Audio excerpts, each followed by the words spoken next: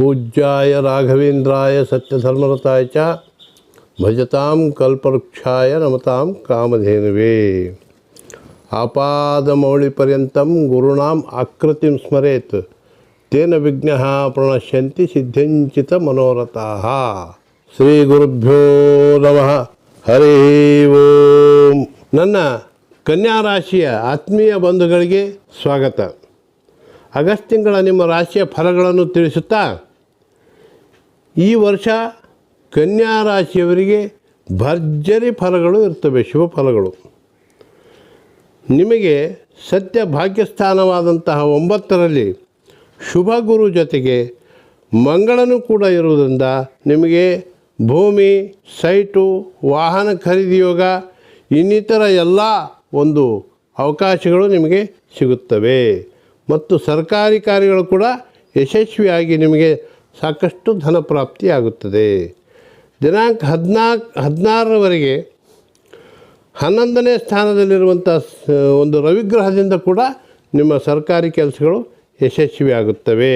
ಲಗ್ನಾಧಿಪತಿ ಬುಧ ಕರ್ಕದಲ್ಲಿ, ಶುಕ್ರ ಗ್ರಹ ಕೂಡ ದಿನಾಂಕ 24ರಂದು ಕನ್ಯಾ ರಾಶಿಗೆ ಪ್ರವೇಶ ಮಾಡುವುದರಿಂದ ನಿಮಗೆ ವಿಶೇಷ ಧನಲಾಭ ಆಗುವ ಸಾಧ್ಯತೆಗಳು ಕಂಡುಬರ್ತವೆ.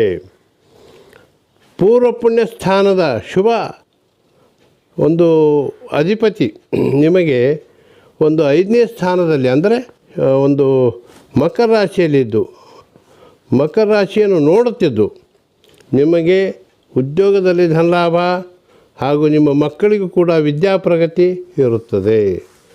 ಲಗ್ನದಲ್ಲಿ ಕೇತು ಹಾಗೂ ಸಪ್ತಮದಲ್ಲಿ ರಾಹುಗ್ರಹ ಬೆಳ್ಳಿ ಪಾದದಿಂದ ಬಂದಿದ್ದರಿಂದ ನಿಮಗೆ ಶುಭ ಫಲಗಳೇ ಕಂಡುಬರ್ತವೆ. ಶ್ರೀ ಗಣಪತಿ ಹಾಗೂ ಶ್ರೀ ದುರ್ಗಾಂಬಿಕಾ ದೇವಿಯನ್ನು ನಿತ್ಯವೂ ಪೂಜಿಸಿರಿ, ನಿಮಗೆ ಶುಭವಾಗುತ್ತದೆ. ನಿಮ್ಮ ಅದೃಷ್ಟದ ವಾರ ಬುಧವಾರ, ಶುಕ್ರವಾರ ಹಾಗೂ ಗುರುವಾರ ಇರುತ್ತವೆ. ನಿಮ್ಮ ಅದೃಷ್ಟದ ಹರಳು ಪಚ್ಚೆ, ಹಸಿರು ಪಚ್ಚೆ ಉಂಗುರ ಧರಿಸಿರಿ. ಆಗಸ್ಟ್ ತಿಂಗಳಿನಲ್ಲಿ 3, 4, 5, 8, 9, 10, 13, 14, 20ರಿಂದ 23, 26, 27 ಮತ್ತು 30, 31ರಂದು ನಿಮಗೆ ಶುಭ ದಿನಗಳು. ಶುಭವಾಗಲಿ. ಸರ್ವೇ ಜನಾಃ ಸುಖಿನೋ ಭವಂತು, ಸಮಸ್ತ ಸನ್ಮಂಗಲಾನಿ ಭವಂತು.